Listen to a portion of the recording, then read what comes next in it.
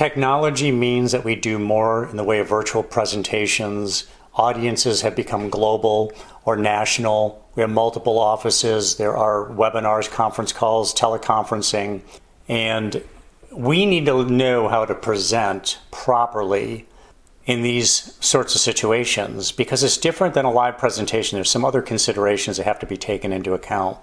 So I want to give you 10 tips for giving effective virtual presentations. And I'm getting these tips. I never stop gathering information from other people, as I hope you do as well. And I want to share with you some tips put out by Matt Abrams. He's a Stanford, he's with the Stanford Graduate School of Business. He's a organizational behavior lecturer and an author. And he's got several, 10 in fact, good suggestions on how to prepare, how to be prepared, and how to present effectively. I'll share those with you and integrate some of my own thoughts on the matter. Starting with number one, which is be brief, which I'll try to do with this presentation.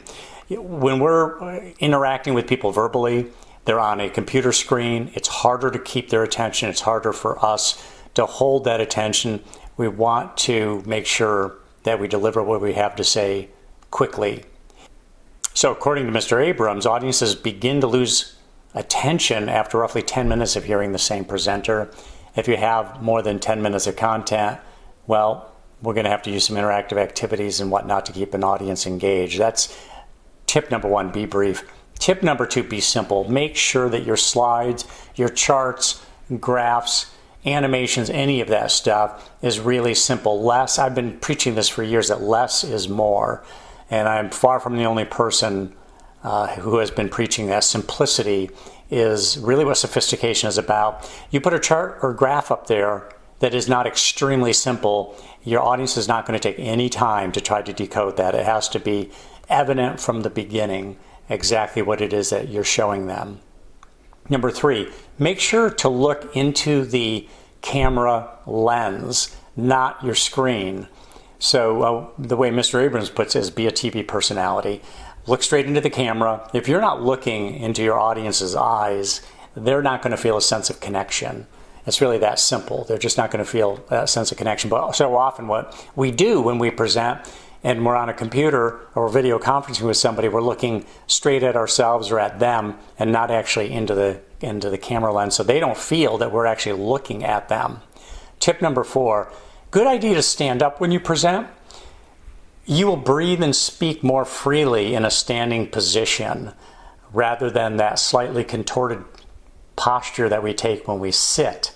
The other thing is, secondarily, if you want to look good, you're wearing a blazer or a suit coat, it will hang more properly. It will look better than getting crumpled up from a sitting position where you're supposed to pull the tail of the coat down and actually sit on it. That's what TV anchors will do.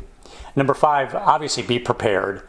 That goes without saying, but remember that just because you have more stuff at your disposal on a computer screen, don't give that short shrift and think, well, I've got everything at my disposal here, I don't need to prepare as well. That's not true. You really want to be prepared, because as soon as there's breaks in the action, as soon as it seems that you're not focused, your audience is going to have an excuse to start to drift. Number six, be assisted. In other words, have somebody available for technical issues. The fact of the matter is, things do go wrong with technology. If we don't have a person who serves as our eyes and ears, then when there's a technical problem or there's a little screw up regarding email or text questions, we don't want to have to deal with that ourselves when we're trying to run a presentation. We want an assistant there, somebody to assist. So good to have a tech person there or somebody who's technically adept in some fashion. Number seven, be specific. In other words, ask pointed questions. So as an example that Mr. Abrams offers up, rather than saying, are there any questions? Try to say, who has a question about the solution I just provided? So ask a more specific question rather than just a jump ball and just, hey, any questions out there? And people aren't sure exactly what you're trying to gather questions for. The other point that he makes, which I think is a good one, is setting the ground rule that people state their names prior to speaking. So make sure your audience members say who they are. It just connects your audience up a little bit more, and that's part of that specificity that we are looking for. Number 8, be synchronized. You know how important transitions are when you're presenting. You need to connect what you have said with what is coming next. So everything needs to be those transitions between topics and slides are opportunities to get people to re-engage with your talk. Make sure, and this is part of the earlier point that was made about being prepared, you want to understand how you're going to segue from one topic to another, from one slide or piece of imagery to another. So number 9 is be connected. Professor Abrams says, imagine your audience. Even though you can't see them, you can place pictures of audience members behind your camera so that you can look at people as you present. That to me would be a distraction. It obviously works for him. It might work for you. I'm not going to put my seal of approval on that one necessarily. Number 10, be early and encourage your audience to access the call or webinar in advance of start time. Always a good idea, because you want to be able to iron out any kind of technical issues. You want to make sure that they don't realize that they're on mute, or they aren't on mute and should be on mute, or what have you, or how to go ahead and use the function to present a question. Always good to be early so that the wrinkles can be ironed out.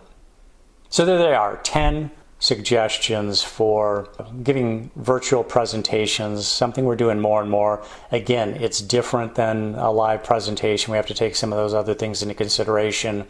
Hats off to Matt Abrams. Again, he's with the Stanford Graduate School of Business, an organizational behavior lecturer. He's also an author and communications coach. Thank you for watching. Please subscribe to my YouTube channel and click on the bell so that you get notifications of my most recent postings, of all the new postings that I put on YouTube. And as always, good luck with your presentations, whether live or virtual.